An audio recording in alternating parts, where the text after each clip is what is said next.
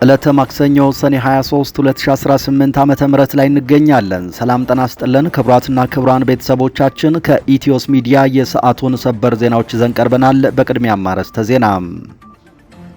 የአማራ ፋኖ ብሔራዊ ንቅናቄ በጎጃም ግንባር ሞጣ ላይ በከፈተው የማጥቃት ውጊያ ድል መቀዳጀቱን አበሰረም።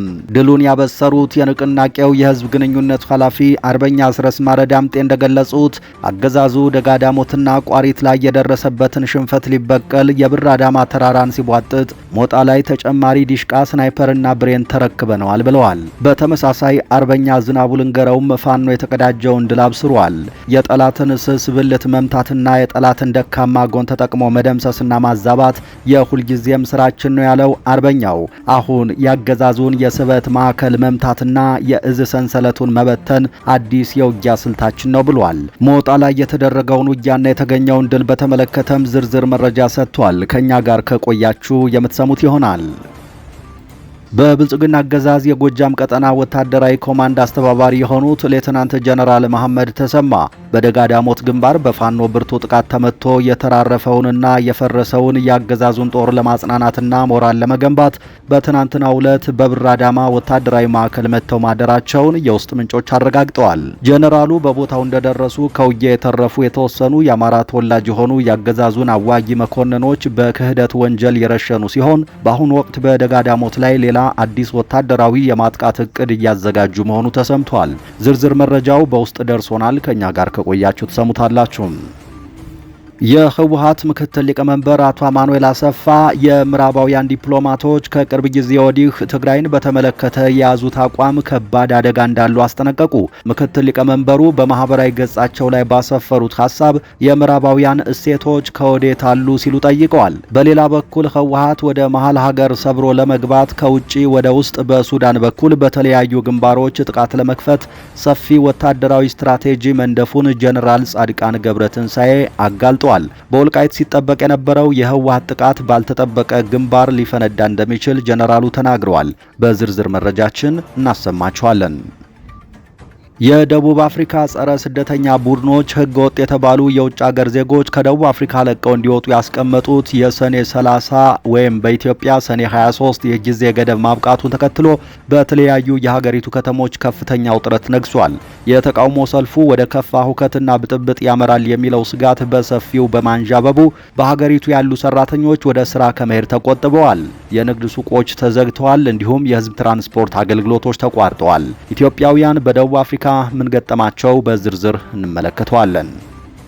ክቡራትና ክቡራን ቤተሰቦቻችን ከኛ ጋር ጥቂት ደቂቃዎችን ከቆያችሁ ቀጥለን እነዚህን ያስተዋወቅናችሁን በዝርዝር እናሰማችኋለን።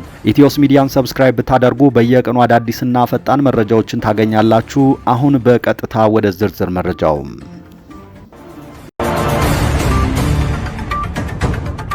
በአማራ ምድር በአገዛዙ ጦርና በፋኖ ኃይሎች መካከል የሚደረገው የፊት ለፊትና የጨበጣ ውጊያ ዛሬም ተጠናክሮ ቀጥሏል። የአማራ ፋኖ ብሔራዊ ንቅናቄ አፋብን ሞጣ ላይ በከፈተው የማጥቃት ኦፕሬሽን ድል መቀዳጀቱን የንቅናቄው የህዝብ ግንኙነት ኃላፊ አርበኛ አስረስ ማረ ዳምጤ አብስሯል። አገዛዙ ደጋዳሞትና ቋሪት ላይ የደረሰበትን ሽንፈት ሊበቀል የብር አዳማ ተራራን ሲቧጥጥ ሞጣ ላይ ተጨማሪ ዲሽቃ ስናይፐርና ብሬን ተረክበነዋል ብለዋል። አስረስ ዛሬ ሰኔ 23 2018 ዓ.ም አፋብን ቴዎድሮስ ዕዝ 201ኛ ኮር 54ኛ ክፍለ ጦር ሞጣ ከተማን ሊጠብቅ ሙገር ላይ የሰፈረውን ያገዛዙን ሰራዊት አነጋግ ላይ በከበባ መጥቶ በታትኖታል። በተመሳሳይ አርበኛ ዝናቡ ልንገረውም ፋኖ የተቀዳጀውን ድል እንዲህ ሲል አብስሯል። የጠላትን ስስ ብልት መምታትና የጠላትን ደካማ ጎን ተጠቅሞ መደምሰስና ማዛባት የሁልጊዜም ስራችን ነው። አሁን የጠላትን የስበት ማዕከል መምታትና እዝና ሰንሰለቱን መበተን አዲስ የውጊያ ዕቅዳችን ነው። ጠላት ቀን ይመጣሉ ብሎ ሲጠብቅ ከሌሊቱ 11 ሰዓት ደምስሶ ጨርሶ ቀን አስከሬን ስናስቆጥረው መዋል ለጠላት ያልተለመደ ዱብዳ ሆኖበታል። የቴዎድሮስ ዕዝ 201ኛ ኮርና 54ኛ ክፍለ ጦር በተናበበ መልኩ የሰሩት የተጠና ኦፕሬሽን ለወገን ኩራት ላገዛዙ ደግሞ ራስ ምታት ሆኖ ተመዝግቧል ብሏል። ውጊያውን ተከትሎ 47 ክላሽ፣ 2 ብሬን፣ 1 ስናይፐር፣ 1 ዲሽቃ፣ 5 አብራራው፣ 4 ኤስኬስ ወደ ፋኖ የመሳሪያ ካዝና ገቢ ሲሆን ያገዛዙ 1 ሬጅመንት ኃይል ደግሞ ሙሉ በሙሉ ተደምስሶ ቀጠናው ነጻ ሆኗል። በብልጽግና አገዛዝ የጎጃም ቀጠና ወታደራዊ ኮማንድ አስተባባሪ የሆኑት ሌተናንት ጀነራል መሐመድ ተሰማ በደጋዳሞት ግንባር በፋኖ ብርቱ ጥቃት ተመቶ የተራረፈውንና የፈረሰውን የአገዛዙን ጦር ለማጽናናትና ሞራል ለመገንባት በትናንትናው ዕለት በብር አዳማ ወታደራዊ ማዕከል መጥተው ማደራቸውን ምንጮች አጋልጠዋል። ጀነራሉ በቦታው እንደደረሱ ከውጊያ የተረፉ የተወሰኑ የአማራ ተወላጅ የሆኑ የአገዛዙን አዋጊ መኮንኖች በክህደት ወንጀል የረሸኑ ሲሆን በአሁኑ ወቅት በደጋዳሞት ላይ ሌላ አዲስ ወታደራዊ የማጥቃት እቅድ እያዘጋጁ መሆኑ ተሰምቷል። ከነ ዳንኤል ክብረት አካባቢ ራስህ ውጊያውን መርተህ ደጋዳሞት ገብተህ ሪፖርት አድርግ የሚል ጥብቅ ትዕዛዝ እንደደረሳቸው የተነገረ ሲሆን ይህንን ተከትሎም የየአካባቢው የፋኖ አርበኞች የአየር መቃወሚያና የዲሽቃ ተተኳሾቻቸውን አዘጋጅተው ጀነራሉን ለመቀበል በተጠንቀቅ ላይ እንደሚገኙ ታውቋል። ጀነራል መሐመድ ተሰማና አዲሱ መሐመድ በቦታው የተገኙት የሰራዊቱ ሞራል እጅግ በመውረዱ አብረው እያደሩ እንዲያነቃቁት ከሚል ያገዛዙ አቅጣጫ መሆኑ ቢታወቅም ትናንት ከሰራዊቱ ጋር ባደረጉት ውይይት ግን ከመቶና ከሻምበል መሪዎች እንዲሁም ከተራ አባላት እጅግ ጠንካራና የክህደት ጥያቄዎች ተነስተውባቸዋል። የሰራዊቱ አባላት ለውጥ መጣ ከተባለበት ቀን ጀምሮ በየሀገሩ እየተንከራተቱ እርስ በርሳቸው የሚገዳደሉት እስከ መቼ እንደሆነ ስርዓቱን የተሟገቱ ሲሆን በሐሙስ ገበያ ውጊያ የ302ኛ ኮር የውጊያ ድጋፍ ምክትል አዛዡን ጨምሮ የክፍለ ጦርና የሬጅመንት አዛዦች መገደላቸውን በርካታ አመራር መቁሰሉንና ጓዶቻቸው ማለቃቸውን በመጥቀስ በዚህ ልክ እየጠፉ ምን እንዲያደርጉ እንደሚፈለግ በቁጭት ጠይቀዋል። ሰራዊቱ አሁን ላይ ወደ ደጋዳሞት መልሼ እግሬን አላነሳም በሚል ማመጹም ተነግሯል።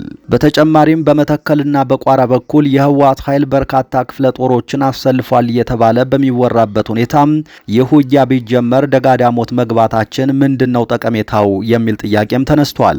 ይህ በእንዲህ እንዳለ ከሰሞኑ የጦርነቱን አካሄድ እንደማያምኑበት የተናገሩበት የድምጽ ቅጂ የወጣባቸው የምስራቅ እዝ 302ኛ ኮር የኦፕሬሽን ምክትል አዛዥ ኮሎኔል ባህሩ መሆናቸው ታውቋል። በተመሳሳይ ሁኔታ ከሁለት ሳምንት በፊት የደንበጫ አካባቢ ከ6ኛ እዝ ክፍለ ጦሮች የተወጣጡ ሬጅመንቶችን የሚመሩት ኮሎኔል ከድር ወደ ደጋዳሞት እንዲገቡ ትዕዛዝ ቢሰጣቸውም ሰራዊት ላስፈጅ አልገባም በማለት ጦራቸውን ይዘው መመለሳቸው የሚታወስ ነው። በአሁኑ ወቅት በአገዛዙ መከላከያ ውስጥ ከፍተኛ የመፍረስና የእርስ በርስ መተማመን ማጣት ቀውስ መፈጠሩም ተረጋግጧል።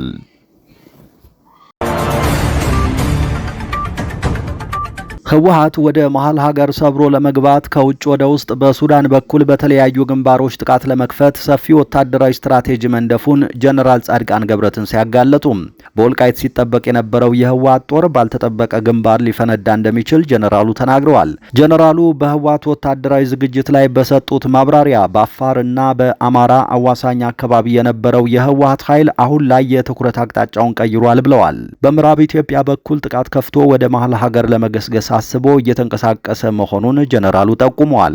ጀነራሉ በምዕራብ ኢትዮጵያ በኩል ሲሉ በቤንሻንጉል ጉሙዝ ክልል በኩል ማለታቸው ነው።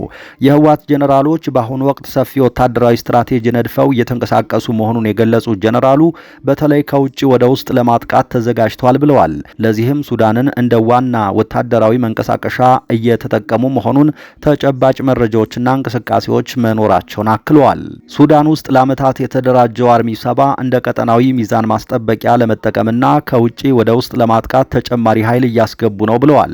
በቅርቡ አርሚ 13 ወደ ሱዳን መሻገሩን ያረጋገጡት ጀነራሉ ሌሎች ተጨማሪ አርሚዎችም ሊጨመሩ እንደሚችሉ ፍንጭ ሰጥተዋል። አርሚ 13 ወደ ሱዳን ለመሻገር ሲንቀሳቀስ መንገድ ላይ 2 ጊዜ በድሮን ጥቃት ቢመታም የተረፈው አርሚ 7 ተቀላቅሏል ብለዋል። ሽራሮ ላይ የተፈጸመው የድሮን ጥቃት በህወሓት ማረጋገጫ የተሰጠበት ቢሆንም ሱዳን ከገባ በኋላ ሸረሪና ላይ ተጨማሪ ድብደባ መፈጸሙን ጀነራሉ ገልጸዋል። ህወሓት ወደ መሃል ሀገር ሰብሮ ለመግባት መርጦታል በተባለው ቤንሻንጉል ጉሙዝ በኩል አርሚ 7 ከሱዳን ጦር ጋር አሰልፎ መዋጋቱን ጀነራል ጻድቃን መረጃ አለኝ ሲሉ ተናግረዋል። ይህ በእንዲህ እንዳለ የህወሓት ምክትል ሊቀመንበር አቶ አማኑኤል አሰፋ ከሰሞኑ የምዕራባውያን ዲፕሎማቶች ትግራይን በተመለከተ የያዙት አቋም ከባድ አደጋ እንዳለው አስጠነቀቁም። ምክትል ሊቀመንበሩ በማህበራዊ ሚዲያ ገጻቸው ላይ ባሰፈሩት ሀሳብ የምዕራባውያን እሴቶች ከወዴት አሉ ሲሉ ጠይቀዋል። የአሜሪካ መንግስትና የአውሮፓ ህብረት ህወሓትን በተመለከተ የያዙትን አቋም ለኢትዮጵያ አገዛዝ የወገነ ነው ያሉት አመራሩ የምዕራባውያንን እሴቶች ማዕከል ያላደረገ አቋም ነው ብለውታል። ለረጅም ጊዜ ስንማራቸው የነበሩት የምዕራባውያን እሴቶች የሚባሉት ሰብአዊ መብቶች፣ ሰብአዊነት፣ የህግ የበላይነትና ዲሞክራሲ በከፍተኛ ደረጃ ባዳላ አቋም ምክንያት ሲሻፈፉ ማየት በጥልቀት የሚያስጨንቅ ጉዳይ ነው። አንዳንድ የምዕራባውያን ዲፕሎማቶች የዘር ማጥፋት ወንጀልና ሌሎች ዓለም አቀፍ ወንጀሎችን ፈጽሟል ተብሎ የሚከሰሰውን ስርዓት በዝምታ እውቅና የሚሰጡ የሚመስሉት ለምን እንደሆነ ራሴን እጠይቃለሁ። ይህም ተጨማሪ ጥቃቶች እንዲበረታቱ የማድረግ አደጋ አለው በማለት አስጠንቅቀዋል። አስከትለውም አዲስ አበባ ለሚገኙ የምዕራባውያን ዲፕሎማቶች 4 ጥያቄዎችን እንደሚከተለው አቅርበዋል። አንደኛ፣ በትግራይ ያለው ሁኔታ በእርግጥ ችላ ሊባል የሚችል ነገር ነው ወይ? ሁለተኛ፣ እንዲህ አይነቱ አድሏዊ አያያዝ በቀጠናው ዘላቂ ሰላምና ደህንነት እንዲሰፍን ያደርጋል ብላችሁ በእውነት ታምናላችሁ ወይ? ሶስተኛ፣ የምዕራባውያን ብሔራዊ ጥቅምን የማስከበር ፍላጎት ራሱ በይፋ ይዣቸዋለሁ የሚላቸውን መርሆች በሚጎዳ መልኩ እንዲተገበር የተደረገው እንዴት ነው?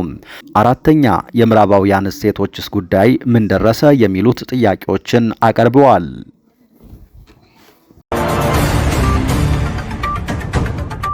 የደቡብ አፍሪካ ጸረ ስደተኛ ቡድኖች ህገወጥ የተባሉ የውጭ ሀገር ዜጎች ከደቡብ አፍሪካ ለቀው እንዲወጡ ያስቀመጡት የሰኔ 30 ወይም በኢትዮጵያ ሰኔ 23 የጊዜ ገደብ ማብቃቱን ተከትሎ በተለያዩ የሀገሪቱ ከተሞች ከፍተኛ ውጥረት ነግሷል።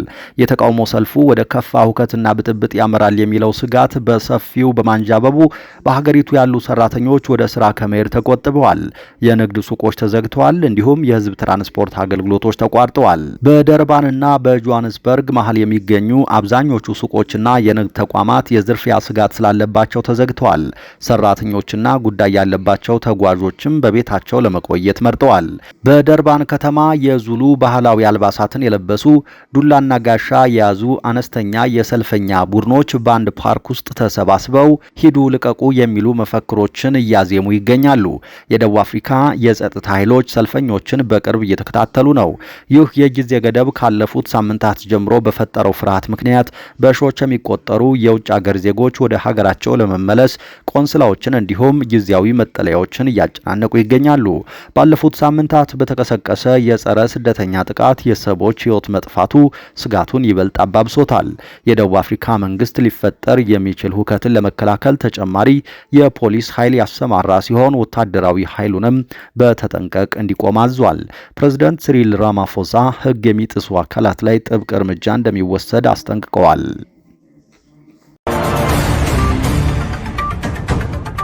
ስምምነቱ ከተጣሰ አስፈላጊውን እርምጃ እንወስዳለን ስትል ኢራን አስጠነቀቀች። ከአሜሪካ ጋር በተደረሰው ስምምነት ላይ የትኛውንም አይነት ጥሰት በሚፈጸምበት ጊዜ ኢራን ያለምንም ጥርጥር ተገቢና አስፈላጊውን እርምጃ በመውሰድ ምላሽ ትሰጣለች ሲሉ የሀገሪቱ ተጠባባቂ የመከላከያ ሚኒስትር ተናግረዋል።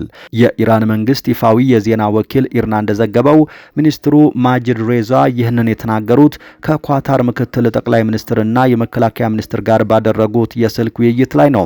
የኢራን ተጠባባቂ ሚኒስትር የባህረ ሰላጤው አገር ከሆነችው ኳታር ጋር ሀገራቸው የመከላከያ ትብብር ለማስፋፋት ያላትን ዝግጁነት ገልጸዋል። ነገር ግን የመግባቢያ ስምምነት የተፈራረሟትን አሜሪካንን በጥርጣሬ እንደሚመለከቷት፣ ጠላታችንን አናምንም፣ ጣቶቻችንን ከመሳሪያ ቃታ ላይ አናነሳም ሲሉ ዝተዋል። በየካቲት ወር መጨረሻ ገደማ አሜሪካና እስራኤል በኢራን ላይ ጥቃት ከጀመሩበት ጊዜ አንስቶ ኢራን ኳታር ውስጥ ያሉትን ጨምሮ ሌሎች ኢላማዎችን በአጸፋ ጥቃት መታለች።